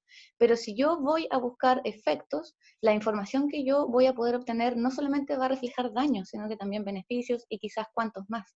Entonces, en ese sentido, por eso la epistemología es fundamental para sobre todo tratar estos temas que tienen como una moral o creencias adjudicadas. Porque cuando yo logro establecer una pregunta de investigación un poco menos subjetiva o más libre de sesgos, probablemente voy a acercarme de mejor manera a la verdad científica. En ese sentido, por eso este estudio es muy importante, o esta recopilación de datos es muy importante, porque habla de que el financiamiento para encontrar daños por consumo de cannabis es 20 veces mayor que aquel que se invierte para reconocer la cannabis terapéutica, o la terapéutica más bien de cannabis. Entonces, por supuesto, vamos a tener más evidencia y más papers que hablen de daños. Y eso epistemológicamente es un problema para todos nosotros que queremos comprender la verdad, o acercarnos por ahí, ¿cierto?, a lo que se supone que debería ser algo así como verdad. Así es. Muy bien. Súper. ¿Alguien que... Mac, se le solucionó la duda? Sí. Benjamín quería preguntar con micrófono abierto. Benjamín. Hola, ¿se escucha? Sí. No sé quién Ya, habla. primero, antes que nada, súper buena la presentación, me gustó mucho y porque me dejó hartas dudas, eso creo que es súper importante. Y una de la principal duda que tengo es que siempre he escuchado tanto en canales de difusión como más lúdicos, como sería, por ejemplo, en Volá, que es un canal de Instagram, como por ejemplo charlas de tipo científico, he escuchado que no es recomendable el uso de cannabis en personas que son menores de 23 años por un tema de que afecta la plasticidad neuronal y el desarrollo normal del cerebro, ¿ya? En torno a eso quería saber un poco más, entonces busqué, y lo que encontré, bueno, primero son estudios que son como, se cuestionan bastante por el tema a nivel socioeconómico que tú nombrabas, pero sí encontré que se han registrado alteraciones, sobre todo en lo que tiene que ver con la modulación a nivel cerebral, con los sistemas neuromoduladores, tanto el sistema endocannabinoides como otros asociados. No sé si, no sé cuál es mi pregunta, la verdad, solo que me... No, lo que me no, yo entiendo tu pregunta. no hay Entiendo efectos, pero esto no, me dice que no, entonces estoy como en una duda ahí. Sí. Se modula el sistema nervioso, evidentemente. De hecho, cuando yo les mostré la gráfica que mostraba dónde está la presencia de los receptores del sistema endocannabinoide, veíamos que la mayor densidad de receptores estaba aquí en el cerebro, para CD1, por ejemplo, o el sistema nervioso en general, distribuido en todo el organismo. Y en la conexión neuronal también está distribuido el sistema endocannabinoide con sus receptores en la neurona pre- y postsináptica. Influyen también en la liberación de neurotransmisores. En el fondo, el sistema endocannabinoide actúa modulando distintos otros sistemas. Entonces, sí o sí van a haber cambios tras la incorporación de cannabis. Eso no significa que todos los cambios vayan a atender al riesgo. Sí sabemos que, como yo les puse también, que hay periodos críticos del desarrollo. El periodo de la primera infancia, el periodo de la adolescencia son periodos críticos del desarrollo y por lo tanto la recomendación general es desaconsejar el uso. Sin embargo, la adolescencia es una etapa de exploración. Y quizás la cannabis sea el menor de los problemas y el mayor de los problemas sea, por ejemplo, el alcohol, que los efectos deleterios a nivel del cerebro sí son superiores con el consumo de alcohol que con el consumo de cannabis. Entonces, volvemos un poco al análisis anterior, que nos falta todavía por quitarnos así como la búsqueda del riesgo de la sustancia, porque eso también nos lleva nos conduce hacia los sesgos en la investigación y a no considerar otras variables que pudieran estar interviniendo. Entonces sabemos que no se aconseja el uso porque el cerebro es frágil en este periodo y idealmente después de los 23 años ya puede que no pase nada, pero antes de los 23 años ya la evidencia ya, por lo menos nos da luces de que pareciera ser que tampoco ocurra nada. ¿Te fijas? Entonces, no, más allá de tomar una conducta de aconsejar abiertamente el uso y todo esto, que no es esa la idea tampoco, pero también nos amplía un poco la mirada a no criminalizar a las personas que son usuarias de sustancias y no atribuirle un valor punitivo al puro hecho de utilizar la sustancia, porque pareciera ser que la sustancia no es el problema, sino que el problema es el contexto. La cannabis también en otros estudios ha demostrado que mejora la plasticidad neuronal y la respuesta en ciertas condiciones. Entonces, todavía no tenemos gran claridad de, por ejemplo, de a partir de qué edad sería la edad más aconsejada para de ahí en adelante despreocuparse de su uso. Porque incluso en adultos que, por ejemplo, que tienen factores de riesgo para esquizofrenia, antecedentes familiares de esquizofrenia, o que hayan tenido alguna condición psiquiátrica particular previamente, etcétera, en la vida adulta, si usan cannabis, pueden igual desencadenar esquizofrenia, porque cualquier otro factor pudo haber desencadenado esquizofrenia, pero no por la sustancia particularmente. No sé si logro explicar como la dimensión de tu pregunta, que tiene muchas variables, por lo tanto no es posible hoy día decir si hay una edad de corte, no hay una edad de corte, no da lo mismo en cualquier etapa de la vida, no da lo mismo en cualquier etapa de la vida, no tenemos esa respuesta con certeza. Sí, me quedó mucho más claro. Muchas gracias. Ahora, Fabiana tenía una pregunta. Fabiana, te vamos a reiniciar el audio si es que quieres hablar.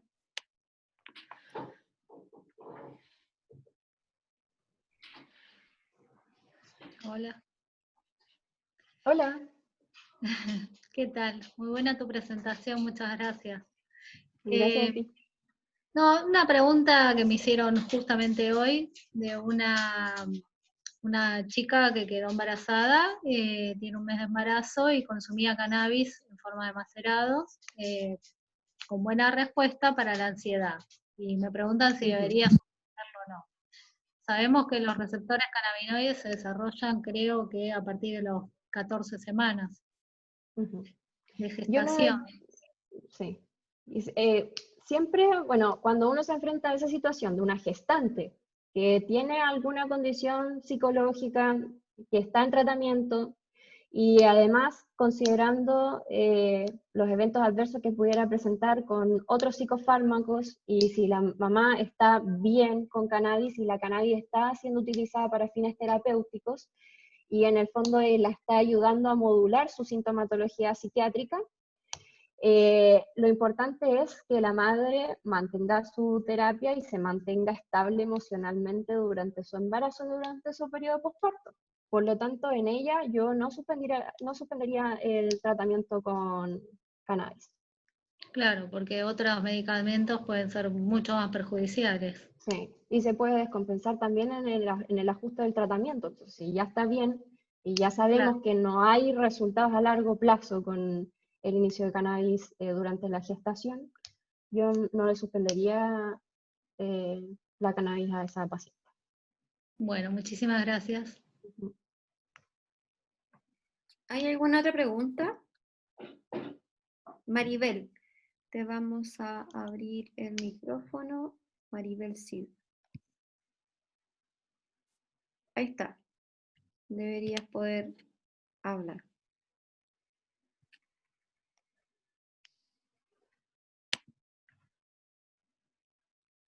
No, hola.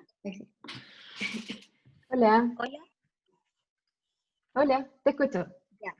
Sí, mi consulta es si había alguna otra mamá, porque en mi caso yo sí consumo cannabis desde la lactancia, desde el embarazo, mucho antes de hecho, y quería saber si había otra mamá que estuviera pasando por la misma experiencia. Mi hijo tiene 2 años y han sido 2 años de leche materna exclusiva, consumiendo cannabis en forma de leche diaria por una enfermedad prácticamente terminal que tenía. ¿Qué enfermedad tenías tú? Tenía unas más ¿Tienes severas, para las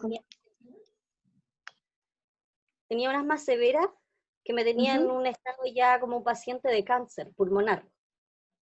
Ya. Y cuando comencé con la leche canábica, pasaron luego 4 años hasta que quedé embarazada. Consumí cannabis todo el embarazo porque ya mi Sí, cuerpo porque se había, mantenía bien. Sí. claro, estaba sana y ya tenía 4 años de expectativa de vida y ya llevaba 6. Una cosa así. Sí, así que nunca dejé mi leche a pesar de no tener ninguna información. Busqué en internet y me encontré con esos estudios jamaicanos y igual me dio fuerza para atreverme a hacerlo. Oculté la información porque en el consultorio donde yo iba me dijeron que si seguía consumiendo iba a tener problemas con mi bebé, incluso me lo podían quitar. Justamente. Así que tuve que ocultar que hacía eso, de hecho todavía lo oculto, son muy pocas las personas que saben que soy mamá y que consumo cannabis. Cannabis. Bueno, a mí también me ocurre eso con algunas pacientes. Y mi recomendación hoy día sigue siendo que no lo cuenten abiertamente tampoco, porque todavía no existe la suficiente capacitación de los profesionales del área de la salud respecto al uso de sustancias durante la gestación, o incluso el uso de sustancias fuera de periodo de gestación y lactancia o crianza. Existen muchos mitos también atribuidos a la sustancia, mucho miedo a los riesgos de la sustancia, y muchos también factores de índole de juicio moral respecto a los usuarios de sustancias. Entonces, Exactamente. incluso cuando estos pudieran tener algún efecto terapéutico, como fue el de tu caso. Entonces, como es un área tan desconocida, uno no sabe a primera, y tampoco es un área como que esté incluida en la formación profesional de los profesionales de salud. No, esto no se enseña en la universidad, esto uno lo aprende después porque se enfrenta a la situación y tienes que dar alguna respuesta. Pero en el fondo hoy día esa respuesta depende de la voluntad del profesional que tenga en capacitarse y en tener también una visión un poco más abierta y considerar a la persona en su contexto y poder aportar y respetar la autonomía también del paciente en considerar qué terapias va a escoger para su tratamiento y aceptarlo y acompañarlo en el proceso. Entonces es un enfrentamiento también de la medicina bien distinto, que no está así como en todos lados, no es un estándar. Por lo tanto, mi recomendación hoy día también sigue siendo esa, que si no se sienten seguros y en confianza con el profesional, mejor que ni lo mencionen. Claro, que sea un tema reservado. Sí, pero igual quería conocer otras experiencias porque también quería contar la mía, obviamente, cómo ha sido el amamantar estos 2 años y estar tomando la leche. Y la verdad es que mi hijo, gracias a Dios, nunca él se ha enfermado. O sea, su sistema inmune, el médico siempre me dice, está en los niveles óptimos, no carece de nada. Por el contrario, su estimulación destaca por el resto de los niños, que también fue algo que lo notaron en el consultorio, ellos sin saberlo me mandaron a llamar y su estimulación era demasiado óptima para ser un niño prematuro, porque él sí fue prematuro, ¿ya?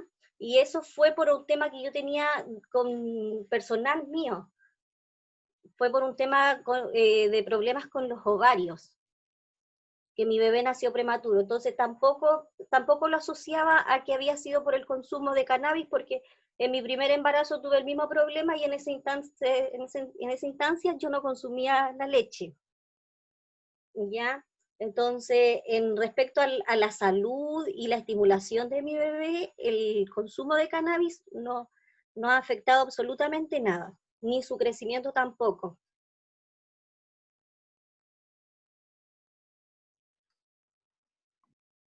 Bueno, me parece que no hay experiencias, pero Sí, Yo hay quería hartas mujeres que son una usuarias. mamá A que ver. no se atreve, si hay alguna mamá que no se atreve, en el fondo los cuidados del niño, la alimentación, el amor que uno le dé, es lo que realmente importa y es lo que se va viendo en la práctica.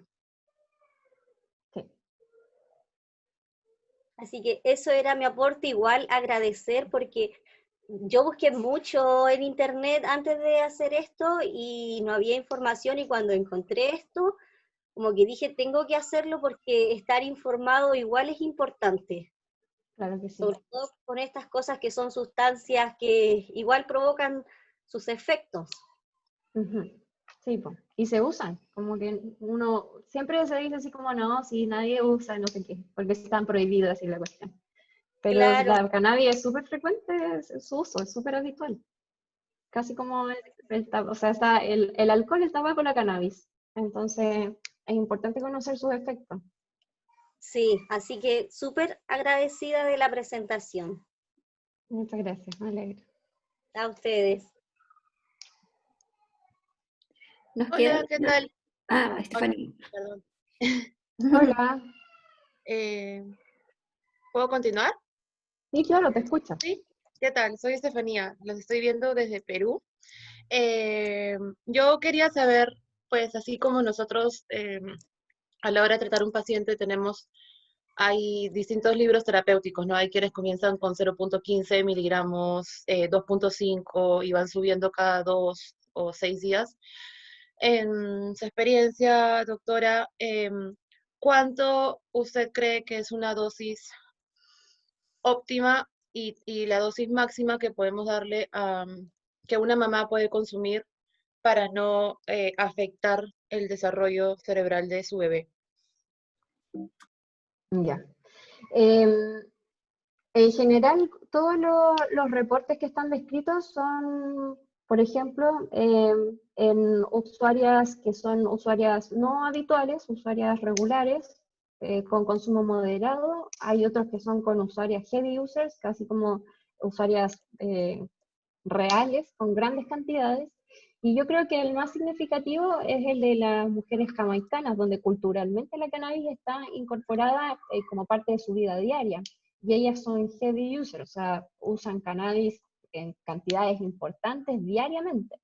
Y aún así los resultados en esos niños son superiores a los niños no expuestos.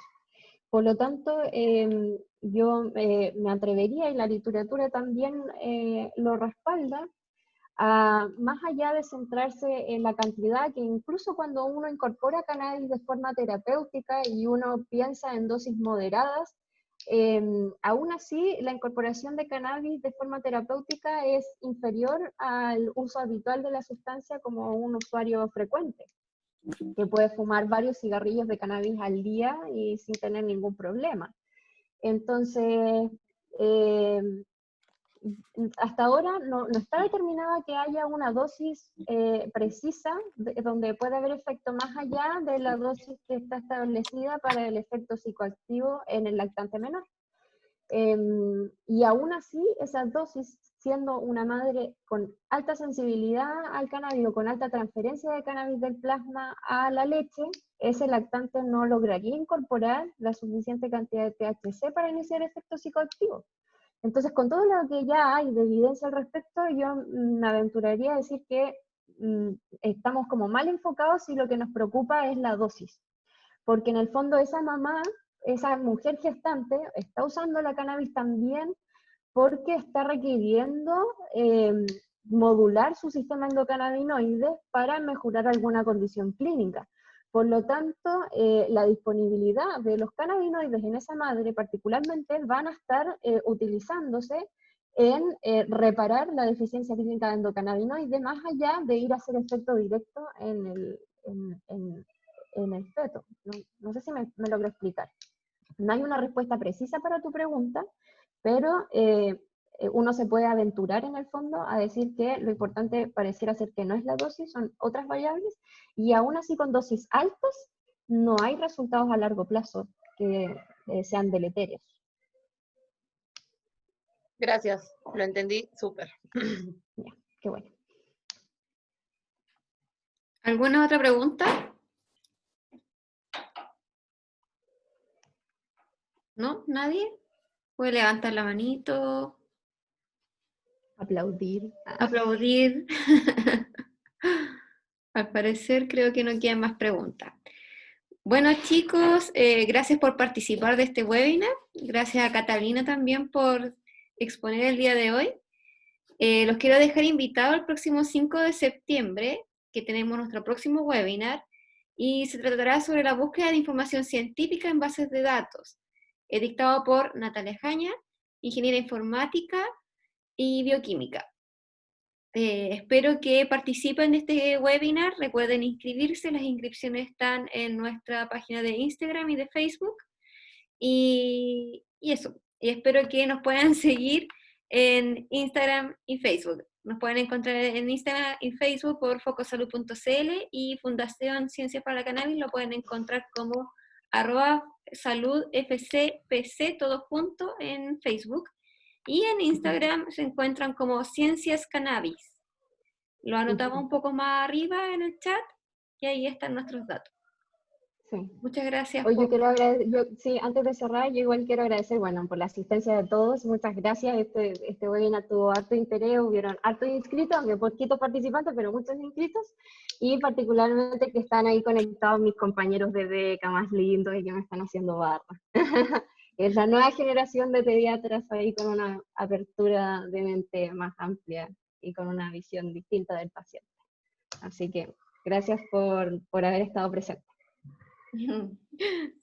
Saludos a todos, que estén bien. Les recuerdo que esto se va a compartir vía YouTube y se va a anunciar cuando estén ya subidas todos los webinars. Saludos a todos, cuídense.